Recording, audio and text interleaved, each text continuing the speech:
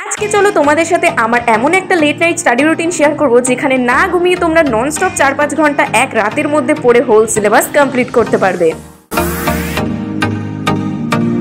রাত 1-2 পর্যন্ত কিভাবে স্টাডির পাশাপাশি ফান এবং প্রোডাক্টিভ থাকতে পারবে সেটাও চলো তোমাদের সাথে শেয়ার করি।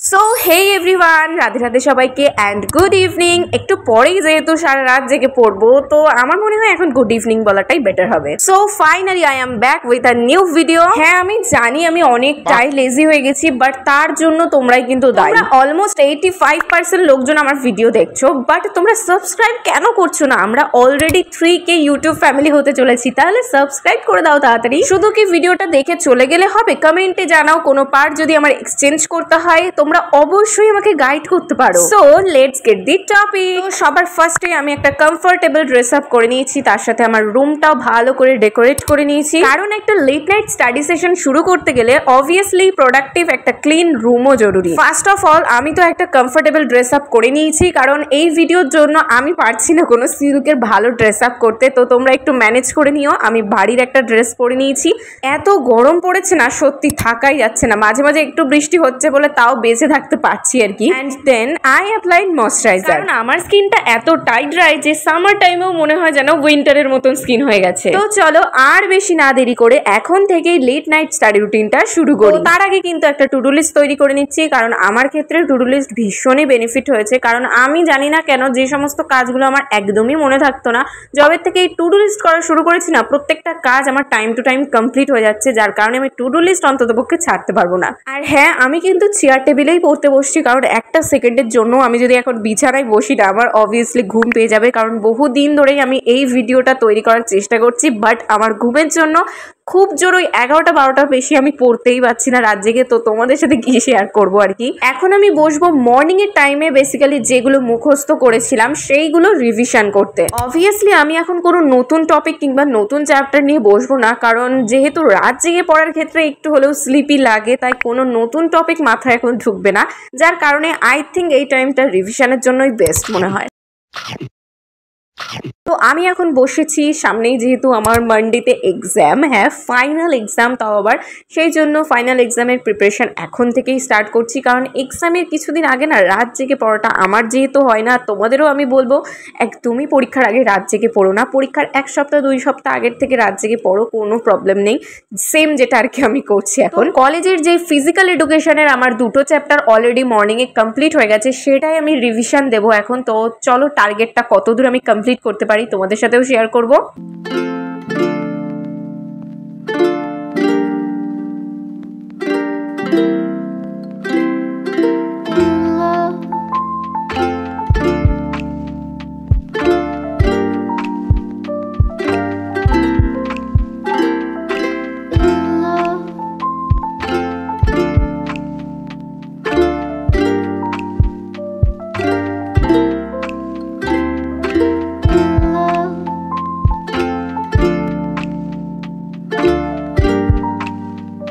অলমোস্ট কিন্তু আমার ডান হয়ে গেছে, বাট এখনো 2টো 5 মার্কসের কোয়েশ্চেন আমার পেন্ডিং আছে। কিন্তু আমার এই মুহূর্তে পেয়ে গেছে খিদে। আমি জানি না কেন আমার রাত জেগে পড়ার সময় এত খিদে কিসের জন্য পাই। একটু আগে কিন্তু ডিনারটা কমপ্লিট করে নিয়েছি, যেটা তোমাদেরকে শেয়ার করেছি। এর মধ্যেই যে আমার খিদে পেয়ে যায়, কেন কেন কেন?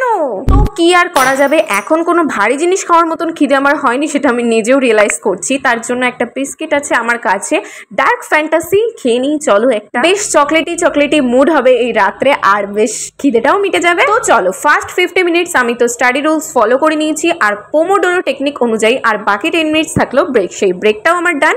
এখন আমার আবার নতুন সেশন শুরু করতে হবে, যেটাও 15 মিনিটসের থাকবে, আর তার মধ্যে 2টো 5 মার্কসের কোয়েশ্চেন আমার কমপ্লিট করতে হবে।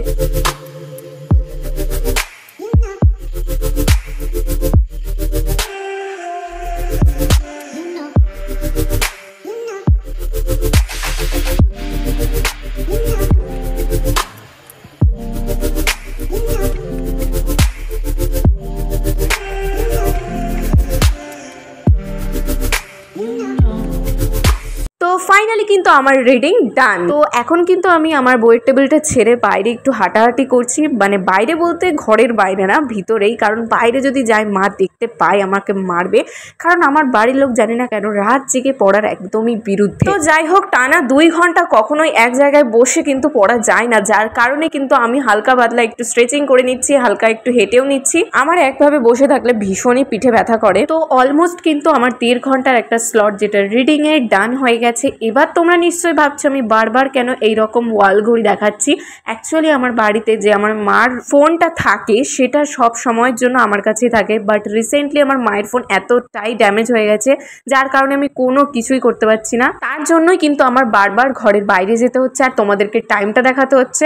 আর আমি আমার ঘরে কোনো ঘড়ি রাখিও না ফোন ছাড়া আর কি, নাহলে পড়ার সময় না 10 মিনিট পর পর মনে হয় কি অনেকটা টাইম পড়ে ফেলেছি, তো সেই জন্য বারবার টাইমের দিকে নজর পড়ে যায়, আমি তার জন্য রাখি না। So now I am making some notes. আমি যেহেতু কোনো জিনিস মুখস্থ করার সময় কিংবা রিডিং পড়ার সময় সবসময় লাউডলি পড়ি, যার কারণে কিন্তু আমার মুখ অলরেডি ব্যথা হয়ে গেছে, তাই জন্য কিন্তু এখন আমার কোনো মুখস্থ জিনিস বা নতুন কোনো চ্যাপ্টার ধরার কোনো একদমই ইচ্ছে নেই। আর এইদিকে মশা মহারাজ আমার পায়ের তলায় যেভাবে কামড়ে কামড়ে শেষ করছে, তাতে মনে হয় ডেঙ্গু আর ম্যালেরিয়া হতে খুব বেশি দিন আমার সময় লাগবে না। আর এত বড় বড় সূচ মনে হয় আমার হাত পা পুরো জ্বালিয়ে ফুলিয়ে দিল একেবারে, জানো না। মশাটা দেখাতে দেখাতে হঠাৎ যেটা নজরে পড়লো, 380 টাকা দিয়ে আমি এই টেবিলটা 2015 সালে কিনেছিলাম, যেটা বাবা লিখে রেখেছিল। আমার বাবার এই অভ্যাসটা ভীষণ দেখি, কোনো জিনিস কেনার পর সেটাই ডেট লিখে রাখে, আর 10 বছর পর যখন সেটা দেখা যায় খুব ভালো লাগে জানো। শেষ পর্যন্ত 1 কাপ চা কোনো রকম তাড়াতাড়ি বানিয়ে তার সাথে বাবার ফোনটাও নিয়ে চলে এসেছি, কারণ এখন আমাকে যে নোটসগুলো বানাতে হবে তার জন্য আমার ফোনটা প্রয়োজন।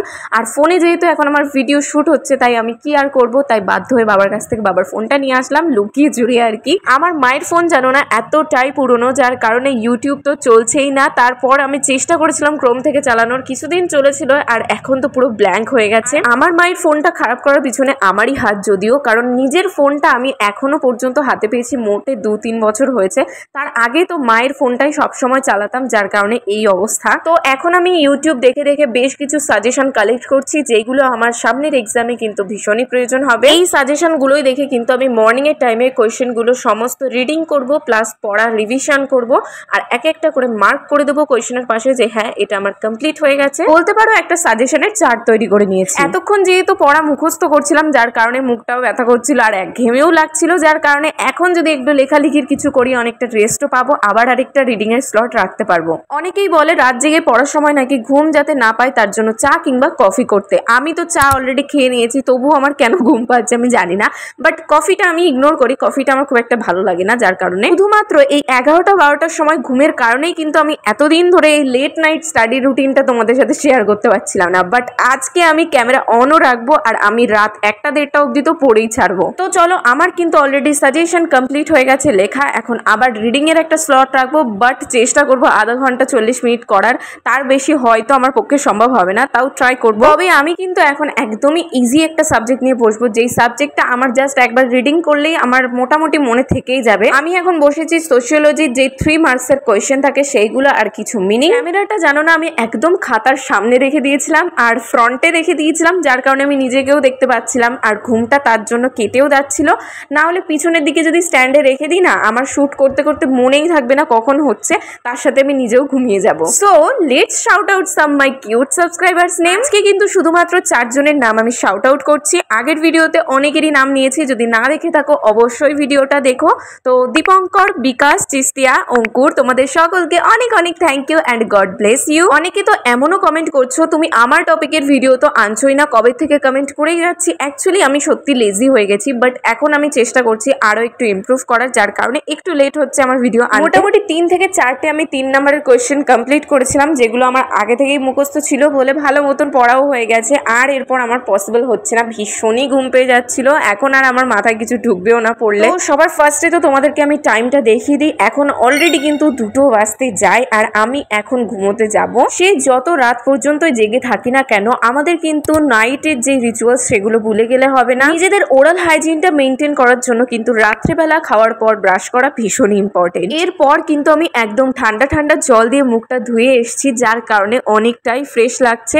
আমি জানি শীতকালে ঠান্ডা জল দিয়ে মুখ ধোয়া একদম রাত্রেবেলা পসিবল না, বাট গরমকালে পড়ার পরে একদিন ট্রাই করে দেখো, ঠান্ডা জল দিয়ে মুখটা ধোয়ার পর ফ্রেশ হয়ে যাবে একদম। আর আজকে আমি কোনো ময়শ্চারাইজার আর এরপর অ্যাপ্লাই করছি না। এখন আমি জাস্ট একটা কিউকাম্বার টোনার গুড ভাইবসের ইউজ করেছি। তো যাই হোক, রাত্রেবেলা শেষে ঘুমানোর আগে অন্তত পক্ষে আমাদের যে কটা পড়া করেছি সেগুলো একটু হলেও মেমোরি করা উচিত। আমি যদিও তোমাদেরকে বলছি আমি প্রতিদিন করি না, মাঝে সাঝে যেদিন হয়তো কোনো টাফ কিছু পড়েছি তো ঘুমোতে যাওয়ার আগে আমি চেষ্টা করি সেটা রিকল করার, তাহলে ভীষণ মনে থাকে দেখি। পাশাপাশি কিন্তু আমার স্ক্যাল্পটাও মাসাজ করি, যার কারণে কিন্তু আমার অনেকটাই রিল্যাক্স ফিল হয় ঘুমোতে যাওয়ার আগে। তো আজকে আমি আর কোনো বিনুনি করিনি গরমের মধ্যে, এখন আমি জাস্ট খোপা করে এখন ঘুমিয়ে যাব। বাট তার আগে ঘুমানোর জন্য বিছানাটাকে রেডি করে নেব। তো যাই হোক, আজকের এই লেট নাইট স্টাডি রুটিনটা আশা করি তোমরাও নেক্সট দিন ট্রাই করবে। আর একটুখানি ওয়েট করো, তোমাদের টপিকেরও ভিডিও আসবে একটা একটা করে, সবার টপিক আমি নেব। চলো গুড নাইট। আর ভিডিওটা ভালো লাগলে একটা লাইক করে দিও। তো নেক্সট ভিডিওতে দেখা হচ্ছে, ততক্ষণে বাই।